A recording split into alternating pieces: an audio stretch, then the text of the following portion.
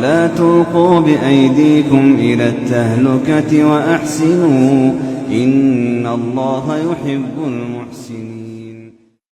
صدق الله العظيم. خطر ادمان ماشي هو الكوكايين ولا البوفا ولا حتى السيره، بل هو ادمان تاع مشاهده البورنو. ادمان واسم قاتل بكل المقاييس، راه بك لك وحده تقدر تنغمس فيه في اي وقت وفي اي مكان بغيتي، وبزيرو درهم فقط الهاتف ديالك يكون متصل بالانترنت. فعلا اخطر من كاع الادمانات اللي يطيحوا لك في البال. واحد الدراسه دارت تقريبا في 2019 وصنفت المغرب كثامن دوله في العالم في مشاهده المواقع الاباحيه. صراحه التصنيف كيخلع وفي نفس الوقت كيبين ان عدم التوعيه ولا الجديه اللي ما عطيناش الموضوع في المجتمع ديالنا. فقبل ما نعطيك الحل وداكشي اللي غادي تتبع خطوه بخطوه باش تخرج من هذا الادمان الخبيث، غادي نخليك تشوف الخطر ديالو. انا متاكد غادي تصدم فاش تسمع هادشي وغتقول انا فين كنت غادي، لكن هذه هي الحقيقه اللي خاص كلشي يعرف. بالنسبه للخطر الاول، فالادمان على المشاهده كل نهار كيخلي تولي عند الواحد ميولات جنسيه اخرى كالشذوذ، المثليه والبيدوفيليا. بزاف الدراسات تبتات هادشي، في مثلا مجله نيويورك بوست نشرت واحد المقال مبني على عده بحوث بعنوان كلما شاهدت الاباحيه كلما اصبحت مثلي. في نفس المقال كنلقاو هاد السطر اللي كيخلع الصراحه، ولكن هذا هو الواقع. كيقول الغالبيه العظمى من مستهلكي مواد الاباحيه هما من المثليين جنسيا بنسبه 67.77%. فتخيل معايا ان الناس اللي كيتفرجوا في هذا الويل 67.77% منهم ولا مثلي. لهذا كنشوفوا اليوم الحكومه دقات ناقوس الخطر وبدات في الحظر تاع هذه المواقع، منهم الصين، الهند، تركيا والسعوديه وكذلك فرنسا واسبانيا في الطريق، واللائحه باقا طويله. علاش في نظرك مشاهده البورنو كتؤدي للمثليه؟ بكل بساطه، فاش الواحد كيدخل الموقع كاول مره كيبدا بمقاطع عاديه فيهم راجل ومراه او بالاحرى زاني او زانيه، ولكن من بعد فاش كيطول في الادمان ما كيبقاش حاسس بديك النشوه ولا المتعه كيف اول فيديو ليه، وكيجي الملل. فهنا كيبدا يقلب على مقاطع اخرى اللي غتجيب ليه الدوبامين والنشوه اكثر. بشويه بشويه كيبدا يزعم على مقاطع المثليه او بالاحرى الشذوذ اللي فيهم راجل مع راجل ولا امراه مع امراه، ولا مقاطع عنيفه ولا حتى مقاطع فيهم زنا المحارم والعياذ بالله. فهو هنا كيبقى غادي وكيطلع في الريتم النيفو تاع الادمان من مقطع لمقطع بحال شي سلم اللي طالع في الهاويه. المشكل ما كيحبش هنا، المشكل ان هادشي كيولد عند داك المدمن مع الوقت المثليه والبيدوفيليا في الواقع ديالو، وتخيلات جنسيه غريبه في دماغه واقل ما نقدروا نقولوا عليها هي مجمئزه. هذا هو الادمان، دائما كيؤدي لنتائج كارثيه. نزيد نعطيكم مثال باش تفهموا اكثر. المدمنين تخيل اللي سولتيهم كيفاش بداو النهار الاول غيقولوا لك بدينا غير بسيجاره ولا جوج في النهار، وهما غاديين وكيزيدوا حتى كاين اللي كيوصل كيكمل جبكيات ولا اكثر تاع الكارو في نهار واحد، كاين اللي ما كيوقفش هنا كيزيد حتى الحشيش. هذا هو الادمان، ديما كيبقى خاصك تزيد في لادوس كل مره باش تبقى تحس بنفس المتعه.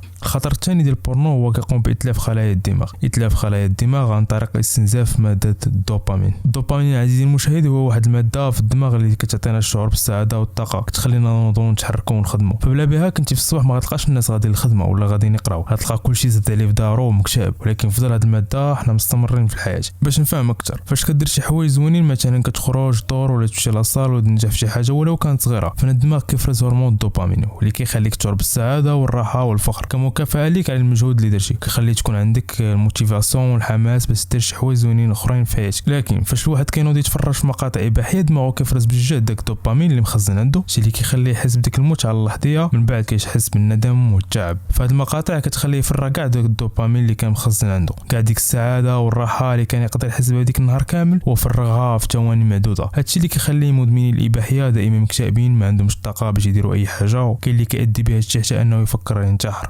اما بالنسبه للخطر ولا الضرر الثالث اللي خطر حتى هو انه البورنو كيخليك تولي خجول، ما عندكش ثقه بالنفس وديما شاك في راسك. عزيزي المتابع، انت ماشي تخلقتي هكا بهاد الصفات اللي ذكرت دابا. البورنو هو اللي لبسك هاد الماسك. شحال من واحد كيقول انا مالي هكا، كنحشم، ما زعمش، ما كنعرفش نهضر مع بنادم بلا ما يعرف اولا السبب ان البورنو هو اللي لبسو هاد الشخصيه، حيت كينقص ليه من الطاقه النفسيه. الانسان اللي مدمن عليه كيحس بالتعب، الكسل وقله الحماس. ملي كتكون هاد الحاله بطبيعه ما تكونش عندك الثقه تقدر تناقش ولا تدافع على راسك، كتولي ديما حاس براسك ضعيف وما كتعلمش كيفاش تواجه الواقع. اذا عزيزي المشاهد، هادو هما ثلاث المخاطر الرئيسيه ديال العاده القبيحه اللي تقدر تدمر حياتك. قبل نهضروا على مخلفات اخرين اللي في الغالب كلشي يعرفهم، كالجانب الديني والسيئات اللي كتاخذ بالجمله في كل نظره، وكذلك الاكتئاب والرهاب الاجتماعي وتدمير العلاقات الزوجيه والضعف الجنسي. ففيما دورت وجهك كتلقى اضرار خطيره ناتجه عن هذا الادمان. ولكن الخبر الزوين هو ان الاضرار اللي ذكرت هي ماشي دائمه، كلشي يقدر يتصلح مع الوقت. اللي حبستيه البورنو وضربتي على راسك قبل ما يفوت. بالنسبه للحل، انا متاكد ان ماشي هذا اول فيديو ليك على هذا الموضوع، وغالبا تقدر تكون شي شحال من فيديو ولا عطاوك فيه نصائح باش تحبس من هادشي، ولكن ما كيجي فين يسالي ديك الفيديو حتى تكون نسيتي على النص ديال ديك النصائح. فراه المشكل ماشي فيك بل في ديك النصائح السطحيه. فانا من بعد ما تساليت يوتيوب يومين فقط على هذا الموضوع ما لقيت حتى شي واحد كيعطي حل واقعي. كلشي كيقول لك خاصك تبدل من العادات ديالك، ما تبقاش جالس غير راسك ولا شي حاجه من هذا القبيل، نصائح ولا تغني ولا تسمين من جوع فقط لجلب المشاهدات. فلهذا بغيت نخلي انا هذا الفيديو ان شاء الله هو كاخر فيديو ليك في هذا الموضوع، لانه غادي نعطيك الحل اللاصق. ما نطولش عليكم، الحل الاول اللي خاصك دير هو ما تقطعش البورنو.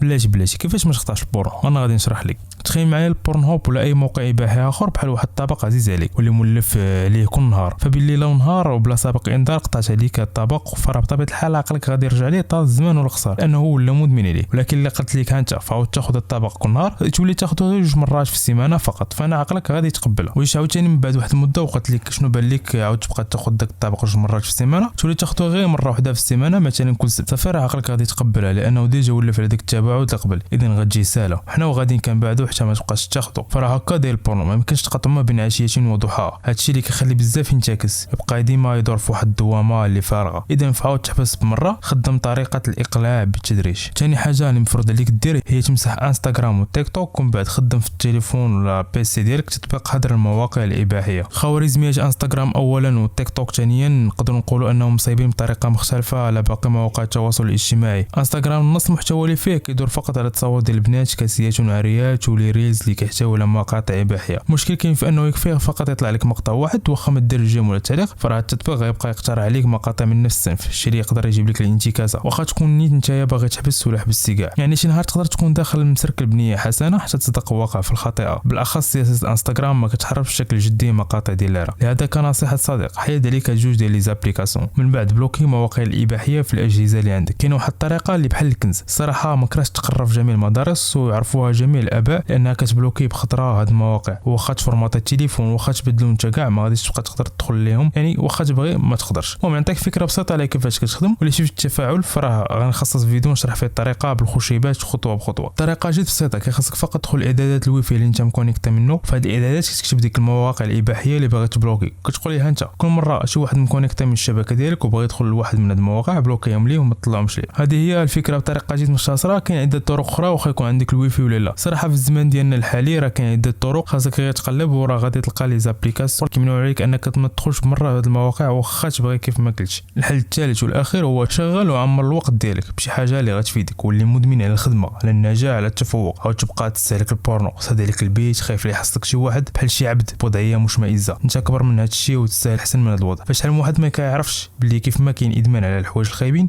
كاين ادمان على الحوايج الزوينين، وهذا هو الفرق ما بين الانسان الناجح والفاشل. فالانسان الناجح كيولي مدمن على النجاح على التفوق. وهنا كيسالي الفيديو ديالنا، ما تنساش تخلي لايك وواحد المتابعه الصفحه ديالنا في يوتيوب اسامه مؤمن باش يوصلك كل جديد، والله ولي التوفيق.